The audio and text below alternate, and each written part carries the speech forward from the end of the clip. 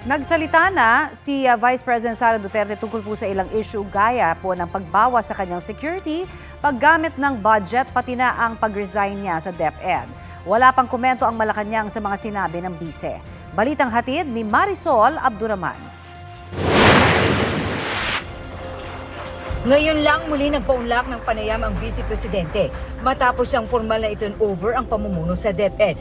Ang mga dahilan ng kanyang pagbibitiw bilang miyembro ng gabinete, hindi pa raw niya kayang isa-isahin. Mahaba talaga yung listahan ng mga rason at iba-iba siyang kategorya. Merong personal, yung sa aming dalawa lang, merong DepEd, merong budget, at merong sa bayan din.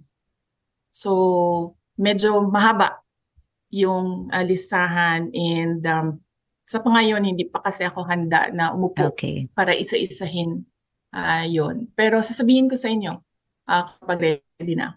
Someday, hindi ko lang alam kung kailan yung araw at oras na yon.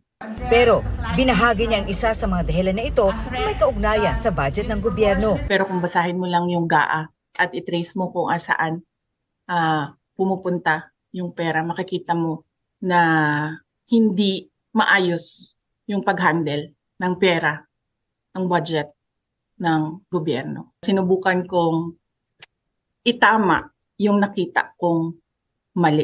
Pero syempre, wala akong nakuhang suporta, wala akong nakitang pagbabago. Kaya sabi ko, hindi siya mauulit sa akin sa budget ng 2025. Hindi ko na kaya na ako pa rin yung hawak ng Department of Education budget and uulitin lang yung ginawa dati. Kumusta po ang relasyon mo ngayon kay BBM po, ma'am?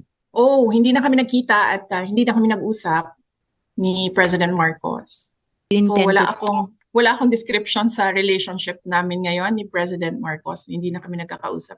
Ngayong wala na siya sa poder ng administrasyon, tila mas malaya nang nagsasalita ang Vice Presidente. Kung sino yung nakikita ninyo nagre-react publicly and privately sa mga sinasabi ko, yan yung mga tao na natatamaan sa mga sinabi ko sa statements ko, yung hindi tapat sa serbisyo, hindi tapat sa kanilang trabaho, at hindi tapat sa pagsisilbi sa tabayan. Yung frustration ko as a Vice President and as a Filipino sa mga nangyayari or naririnig natin sa ating gobyerno, nilabas ko. Sinabi ko naman na di ba, hindi ako gumagalaw para sa administrasyon, hindi ako gumagalaw para sa oposisyon, hindi politika, kundi para sa bayan.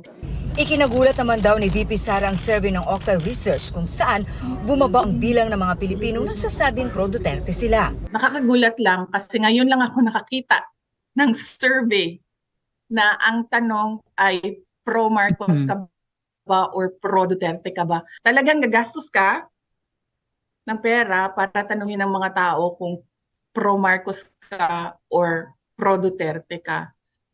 Dapat siguro nilagay doon, pro-Pilipinas ka ba?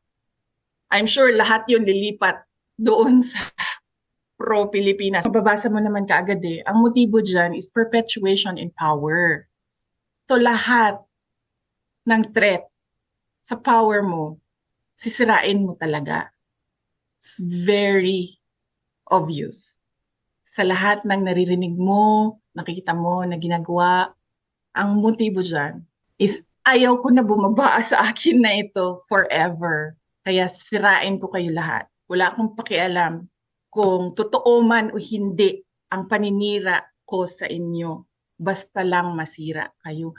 Yan yung motibo dyan. It's all about politics. Everything is all about politics and power.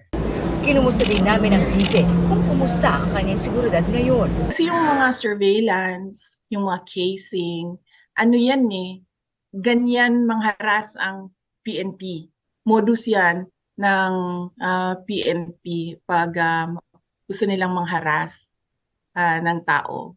So, depende na yan sa iyo kung papansinin mo, maiirita ka, or kung anong gagawin mo. So, ngayon, ang ginagawa namin, nire-record lang namin lahat ng ginagawa nila. Kinukuha namin yung facts, tapos nilalagay namin sa isang file. Do I feel threatened? Yes po. This is not the first time na nagkaroon kami ng problema sa politika as a family. Marisol Abduraman, nagbabalita para sa GMA Integrated News. Kapuso, para sa mga maiinit na balita, mag-subscribe sa GMA Integrated News sa YouTube.